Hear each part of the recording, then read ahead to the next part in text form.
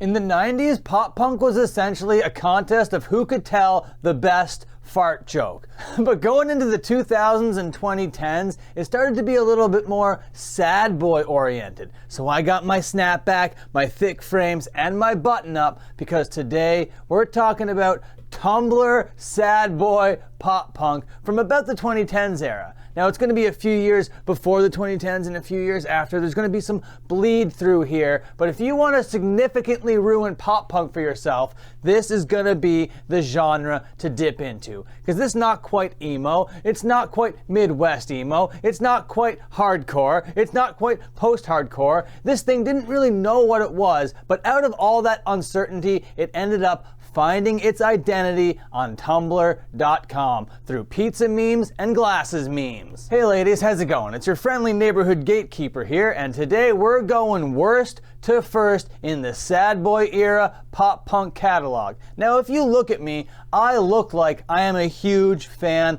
of this stuff. But admittedly, I was not listening to this kind of music at this time. I wasn't the biggest sad boy pop punk guy. Sure, I have poor vision and an affinity for pizza pie, but that is about where the similarities end between me and sad boy pop punk. But just because I didn't like it at the time, I was wondering if I still didn't like it today. And spoiler alert, some of it I really don't like, and some of it I actually do. So we are gonna go worst to first, starting with the worst, and that is gonna be the Story So Far's 2018 album, Proper Dose. Now these guys are probably the biggest band in the genre. They are the biggest group doing this sound, fronted by the not so nice, kind of mean Parker Cannon fella. Now if we're talking about Parker Cannon bands or whatever, my preferred one is No Pressure, but he's very famous and very prominent for his role as the frontman in the Story So Far. And yeah, okay, they have a bunch of fans, and yeah, okay, the people do kind of go crazy, but it does feel like an homogenized, super marketable sound, okay? This doesn't seem like a natural evolution of a band. This just feels like guys trying to make this sound to sell as many copies as possible. Parker is an amazing vocalist, great range. He can slide between those singing and those screaming notes very seamlessly, but I honestly can't tell one song from another. I am not a huge fan, okay? This thing is getting 0 out of 2 stars. Stay away from it. Now, coming in at number 10, we got Movements and their record, Feel Something. Okay, this is another huge record, but to me, this is super soft, this is super lifeless, this has nothing about it, okay? This is another paint-by-number sad boy affair. These guys are just taking all the tricks and tropes of sad boy and just trying to lay them all out there. This doesn't feel like it's inspired by anything. This doesn't feel like it's accomplishing anything. It doesn't feel aspirational in any way. This just feels like sad boy for the sake of sad boy. They kind of blend that clean vocal with the screams, not much alternating between the two, but it's still very bland and it makes for very boring songs. If you can get halfway through this record, you will be so annoyed it'll be grating on your soul. Again, this thing is getting 0 out of 2 stars. Now, moving on to the last 0-star album on this list, it's All Time Low. Now this record over here has some huge songs on it. Dear Maria, Count Me In has 420 million listens just on Spotify. If you hear the opening of that song, you will instantly recognize it. But just because there are super iconic moments on here doesn't necessarily mean there are any strong tracks. This record, So Wrong It's Right, is very early sad boy, and it still has a lot of that newfound glory kind of flavor to it. It's not full-on easycore, but it is a good launching point for this sound. This record is okay, but All Time Low as a whole is not okay. I am not a fan of this band, 0 stars. Okay, now we're gonna move into the grouping of records that are 1 out of 2 stars, starting here at number 8 with State Champs. Now the record I listened to for this video is called The Finer Things, and now we are getting easy core. This is pop punk with breakdowns. This is pop punk with chugga chuggas. You got chunky riffs accompanied by like emo flavored vocals. The sounds coming off this record here are what I think of when I think of the pure noise sound. The vocal style on here is like aggressive emo accent, so it's kind of picking and choosing different aesthetics from the vocal vocal range popular in this style. But it's not the strongest record, and it starts to wear thin by track 8. It's not very varied or anything, it's decent, not amazing, 1 star. Now, moving on to number 7, when you think of Tumblr pop punk, you're probably going to be thinking of Man Overboard and their logo, their little t-shirt that said, "Defend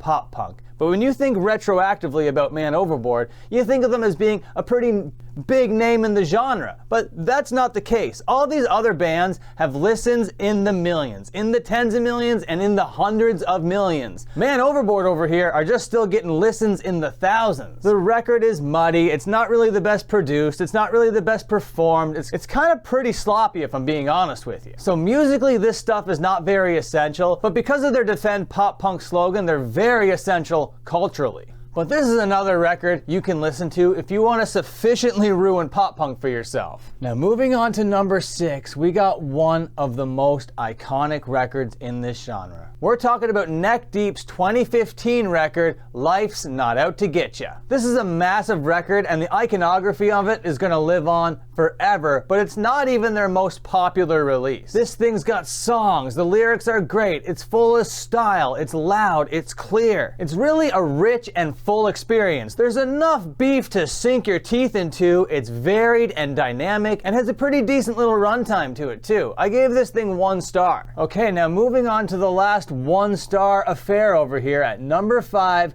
we're going to be talking about Real Friends' record, Put Yourself Back Together. This is just like 7 songs. All the songs are like 3.5 minutes long. It's very focused and very tight. Late Nights in My Car makes for a great opener. It's very sweet, very aggressive, kind of catchy. And it's got dynamic too. It's heavy hitting in parts, it's tender in other parts. It has a good little balance and it's very enjoyable. And I do gotta mention, I just love this album cover. It's just like a big pile of random crap in someone's like house or whatever. You got this gross looking carpet and all these things. And you gotta love the red flannel that's strewn about over here, okay? The only thing this thing is missing is a slice of pizza. Now next record, number 4, we're gonna be talking about Never Hungover Again by Joyce Manor. This is a huge record with millions and millions of listens that came out on Epitaph. And it's a perfect little snapshot of what was going on in the scene at the time. And just note the similarities about how I'm dressed right now and how this guy is dressed right here. This was 100% the aesthetic at the time.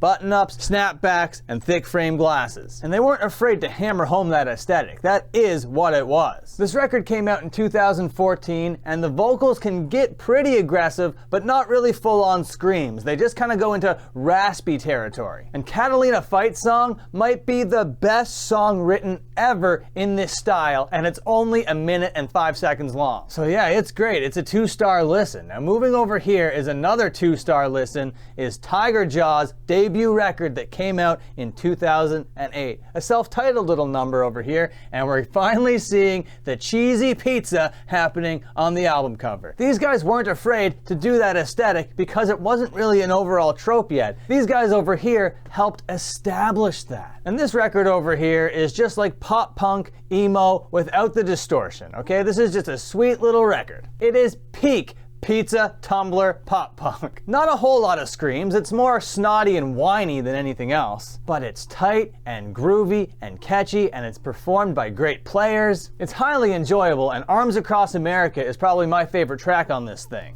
And Tiger's Jaw happened to know their way around an acoustic cut as well. I wasn't listening to it a lot back then, but this does have a lot of those Midwest emo flavors there, but not full-on Midwest emo. Now number 2 comes as a late entry to the genre. Hot Mulligan put out You'll Be Fine in 2020. This is a badass record, okay? This is tasteful, it's tuneful, it's deep, it kind of goes into dark themes. You got some sweet, clean guitar tones, and the alteration between sung, clean vocals and screams is masterfully done. Absolutely not bad at all. 2 full-ass stars. I love this record over here, and you got to appreciate the album art too. This is cool stuff. But if you're familiar with this genre, there's one clear band I haven't mentioned yet, so you probably know who number 1 is. You guessed it, it's Knuckle Puck, and for this video, I listened to their debut record, Copacetic, and it is a lot thinner of a mix than any of these other records that I listen to, which makes for a more raw experience, which makes it feel more authentic, and which makes it feel like more homegrown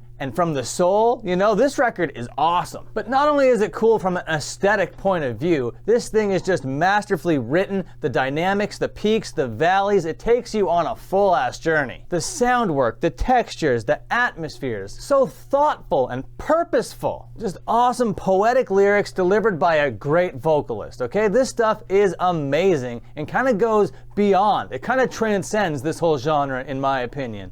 I love this record. Out of all these records that I listened to for this video, this would be the only one that I would actually say I love. This Hot Mulligan one would be one that I say that I enjoy highly. This Tiger Jaw one is not one I'm gonna go back to all that often, but appreciate its influence on everything around it, okay? And then finally, this Joyce Manor one is just a good little listen. And this record is basically only gonna be revisited by me when I wanna hear Catalina Fight Song. But that's it, that's sad boy pop punk. If you wanna ruin pop punk for yourself, listen to all these records back to back to back to back like I did. And before you bounce on out of here, please like, comment, and subscribe. Ring the bell if you're cool as hell. And until my next upload, you can watch another upload.